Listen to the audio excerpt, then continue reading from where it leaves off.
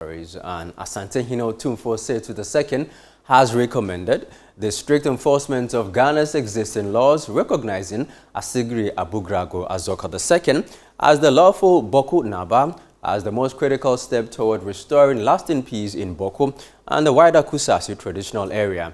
In his mediation report on the protracted Bawku conflict, as read during a presentation to government at the Jubilee House, Otumfuo stated that no chief or traditional authority stands above the constitution and the decisions of the courts. Our presidential correspondent, Akwesi Otre, reports. The mediation was aimed at fostering lasting peace in Bawku following series of killings, destruction of property and the breakdown of peace between the Kusasi and Mamprisi groups. The Asantehene Otumfuo Osei Tutu II, who led the mediation process, presented a concluded report revealing that both Kusasi and Mamprisi factions in the protracted Bawku conflict voluntarily submitted themselves to the mediation. He stressed that government must uphold laws duly enacted and affirmed by the Supreme Court. Unfortunately, the law as it stands now makes Asigri Abugrago Azoka the lawful chief of Bawku, and so it is impossible legally to do any such thing in this mediation exercise. On the question of Bawku town, I have taken the position that the established tradition since 1931 thereabout is that the person who is Bawku Naba has the entire Kusasi area. By law and the declarations of the Supreme Court of Ghana, Asigri Abugrago Azoka is the Bawku Naba, and there cannot be any rival residing in Bawku claiming otherwise.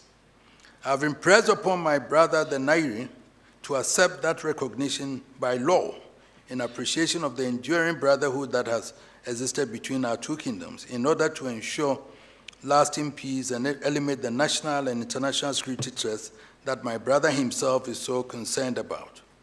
I have been candid with my brother, the Nairi, that the purported enskinment of Mr. Seydou Abagari as Bawku Naba cannot stand. Otumfuo disclosed that the Nairi has expressed willingness to make concessions in the interest of peace, despite describing the decision as difficult. He further warned that the failure to enforce the lawful status of the Bawku Naba continues to fuel insecurity in the area. Meanwhile, the president says the work of the committee will not be in vain, assuring the government will work towards full implementation of the recommendations. The end of this mediation gives us the opportunity to see what the way forward is in terms of bringing peace and calm.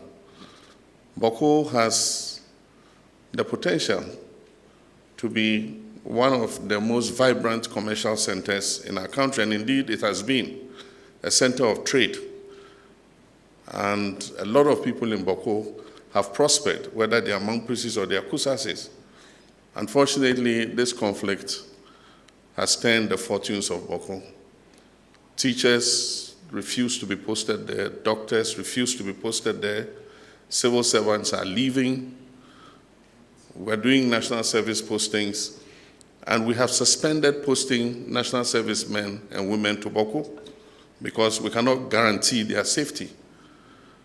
And so I'm pleased that Otumfuo's mediation has come to an end and that he has presented a report. And I can assure him that government would look at this report, and within the next 24 hours, government will issue a statement